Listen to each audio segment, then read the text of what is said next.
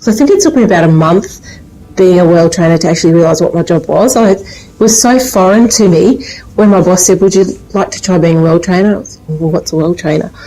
So the whole thing was very new. So it's been a huge learning curve this year for me. Whereas in a workplace, certainly in the early stages, you're on your own. And in fact, I can go weeks without seeing another well practitioner. So that's the only way I feel alone. I certainly don't feel unsupported, but it can be lonely from that point of view initially.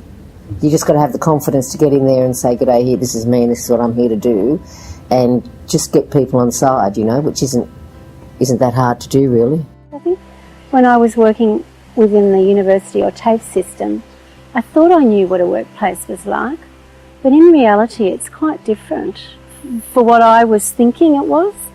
You have to negotiate a lot more, you have to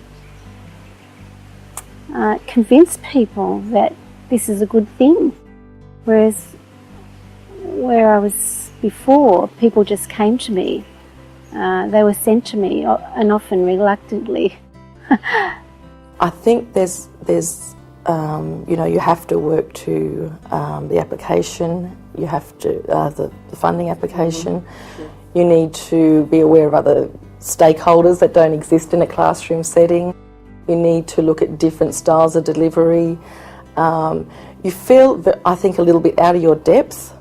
And I know when I go into any new world program, I'm always thinking, I'm feeling out of my depth. I don't, know this industry. How am I going to deliver? What do they need? I'm trying to get my head around the language of the workplace. We're really set up for off-campus delivery. So when teachers come to us, they need to come with sound teaching skills, not necessarily. We prefer a wealth of experience in workplace and remote, but often that's a very specialised skill set. So often people come to us with adult literacy or English as a second language qualifications and experience, and then we take that and build the workplace skills and the remote skills. Because we're out in North Queensland, our pool of available teachers is much smaller here than it would be in a metropolitan area. So we just spend quite a lot of time mentoring and working with our teachers so that they feel comfortable. I suppose if I'm working with an individual or if I'm working with a class, I still have to tailor to the needs of that group of people, to the individuals within that group. I think I'm not somebody that runs a training session, though we have a module, we have information we have to speak about. I'm not someone that's going to run through that in a sort of ordered fashion that will not take any notice of what input they have, because they're working, they have experience in their jobs. So we can always draw on all of the participants' experience. A lot of the confidence comes from the fact that we will draw on their experience, and in fact they are then learning, I do actually have a lot of experience, I actually have learnt a lot. And then you can build on that sense of self, I suppose. But we want to have a situation where people have trust and they can, really improve their language and literacy as they are learning the information in the module. Is there any part of that is actually, do you think, useful or transferable to a classroom environment where perhaps you might not have people with that breadth and depth of work experience and current experience? You're talking about an approach to teaching, I think, a philosophical approach. People, I know people in classrooms here are under a lot of pressure to meet outcomes, focus on assessments. But our focus predominantly is on the people themselves first. If the outcomes have to wait, well, they have to wait. If your focus is on the person. Now, technically, I don't think you can teach people anything.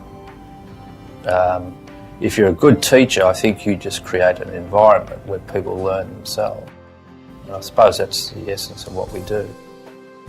And what that is, of course, lots of things. Going from traditional to non-traditional lecturing was a big shock to me. But also, I've just been reflecting actually on how much easier traditional lecturing is to WELL, because in WELL it is not only dealing preparing just for a class and walking in and teaching it and leaving in well. It's about learning all the paperwork.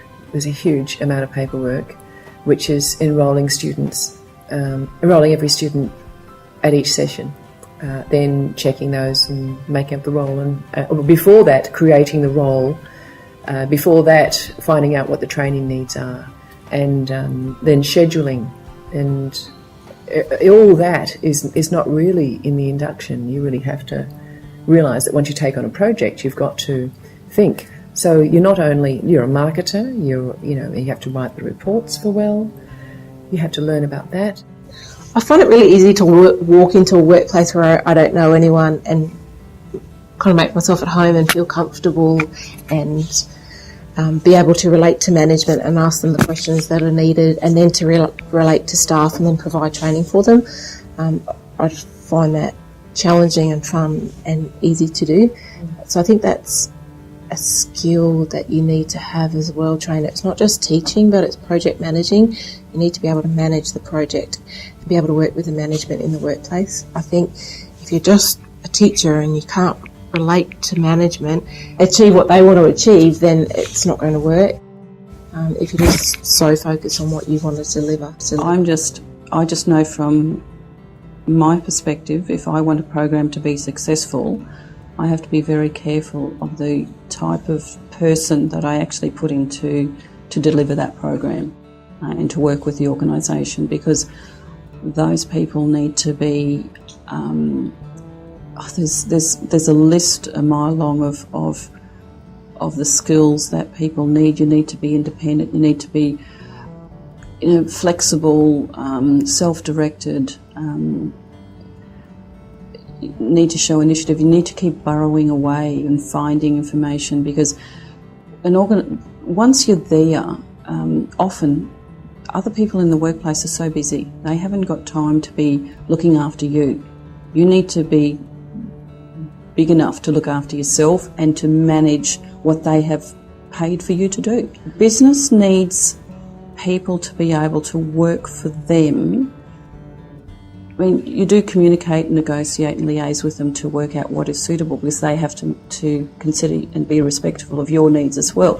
However, the regimented timetable of classes just doesn't work.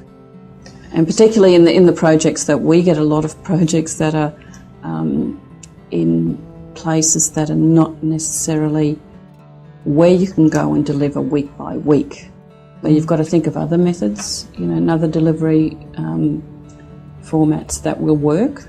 And so far we've been lucky enough to be able to do that. So.